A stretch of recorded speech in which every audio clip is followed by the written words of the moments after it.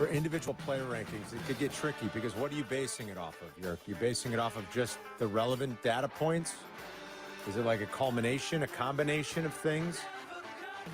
The Ringer's got its quarterback rankings updated, and I would never argue with anyone that says Patrick Mahomes is like, that's the player you want more than anybody else in the league. I get that. I do. Yeah. But at the same time, in the first 4 weeks of the season, Patrick Mahomes has not been the best quarterback in the league. Josh Allen has probably been the best quarterback in the league. If you look at QBR, quarterback rating, EPA per play, success rate. If you put all those stats together and you started giving them weights and said, okay, let's add up who's in the top 5, who appears most often, it's Josh Allen. The other guy might be Sam Darnold. So how do you do the rankings? Obviously, nobody's going to tell you Sam Darnold is one of the best quarterbacks in the league. Is he on a heater right now? Sure. But so I don't know.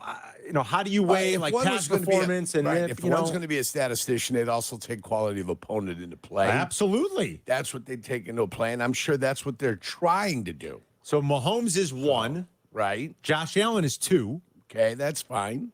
Lamar Jackson is 3. This is a surprising one to me because I love them, but they haven't thrown the ball a lot, and I still think that passing offense looks limited at times. Justin Herbert, 4. That's a little surprising. I can't quite get the rationale of that. I don't know. Like, he's 25th in EPA per play. Yeah, I mean, he's 21st in expected completion percentage. I don't get that one. That's purely a historical play. But that's weird. I don't know. C.J. Stroud into the top 5 at 5. Matt Stafford, 6. Dak Prescott, 7. Geno Smith, 8. Joe Burrow, 9. Aaron Rodgers, 10. Herbert right now statistically is heading for a 2,500-yard season. Yeah, it's... Yeah. I mean, I didn't think anybody could stop Justin Herbert, and then guess who went there? Jim Harbaugh. Jim Harbaugh went there. How do you contain any great quarterback? You bring Harbaugh. Well, you hire Greg Roman. Yeah. How do you take a dynamic passing quarterback with the unbelievable arm and some of the best God-given traits in the sport, and how do you neuter him? You hire Greg Roman to be your offensive coordinator. Yeah. Throwing the ball 23 times a game. 23 times a game. It's funny. They are, Carm. It's 23 times a game. I'm looking at Tua almost has more throws than he does. And Tua's been hurt all year. On the list, they rank a Yerk 30. How many did they rank? More than 32, because if you guys have played a little bit more. They rank 34 quarterbacks.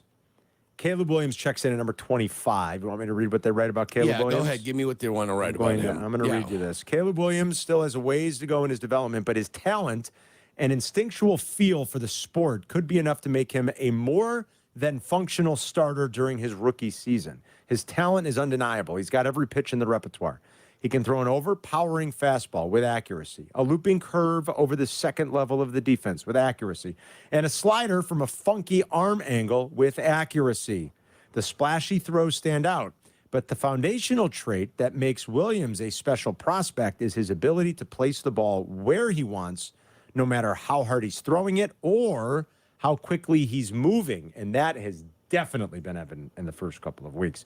Throwing ability is just one piece of the puzzle, of course. Williams will have to improve his decision-making. Checkdowns are okay, Caleb, and get accustomed to the NFL pocket before we can, call him more than just a prospect.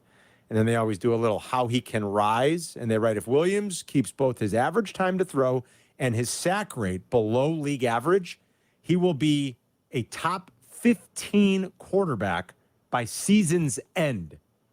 So he'd rise 10 spots in their ranking. Justin Fields checks in right behind Caleb Williams at number 26. I think Justin has maybe outperformed that a little bit this year. Do you know Justin leads the league in fewest turnover-worthy throws this year? That's a good stat to lead. Right. When you want to be the fewest of something, have the fewest turnover-worthy throws as a quarterback. And he's been exceptional throwing the ball deep down the field.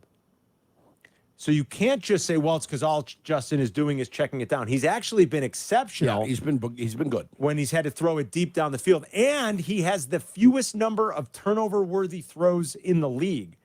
So I think Justin's probably outperformed put at him- 26th. I would put him in the top half. Justin Fields would be in the top The half. way he's for me. played this year, yeah. I'm sorry. He's in the top half for me. Here's your other thing. You've got to look at, like, quality of receivers. What's your quality of receivers? You talk about Mahomes a little bit earlier. Mahomes losing his people left and right. They are not going to have Hollywood Brown for a single snap in the regular season. They lost Rice. With the theory that the quarterback helps make the receiver.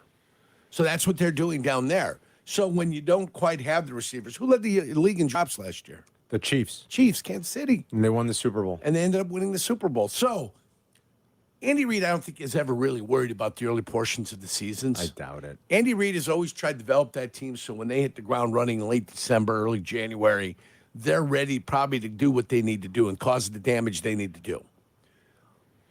He doesn't worry about what people think about him anymore, obviously, because he's won. He won in Philadelphia. Now he's won in Kansas City. He's won Super Bowls.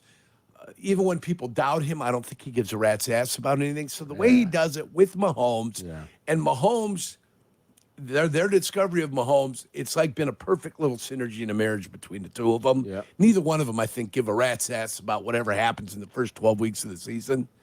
I think you're right. As long as they find themselves in a Yeah. position to be able to march toward the playoffs. I think you're right. When you've done as much as they've done, I think they have a calmness about them. I think you're right, Yerk. So Caleb's 25, Fields 26, Brissett 27, Daniel Jones 28th. I'm sorry, he should be dead last. Will Levis 29th. Actually, this guy should be dead last. Deshaun Watson 30th, Gardner Minshew 31st, Tyler Huntley 32nd, only one game. Bryce Young 33rd. Bo Nix dead last out of the 34 they graded. Bo's really only had one good game. The rest has been a struggle. It has been. Granted, some of that was a weather game that he had to play in last week. But, 60 yards passing. And they won that game. But, wow, I don't know how the hell you pull that out of your ass. Yeah. I mean, we thought it was crazy when the Bears won a game in week one where Caleb had 90 yards, 93 yards? Like, that seemed impossible. 93 yards, Pass for 60 yards, and you win a game on the road Well, in this take a look league? the way it's done, though. It's done with a special teams touchdown, Caleb Williams, and it's done with a defensive touchdown. Yeah, that's exactly right. So that's the way it can find a way to do it. And it took a missed field goal in the closing seconds in the Meadowlands for Bo Nix to win that game. You throw for 60 yards, and you only scored 10 points. And you are a 10-9 winner. Well, guess what? That can happen. That can happen. I guess so. That's crazy. 312-332-3776. Courtney Cronin will join us at 1.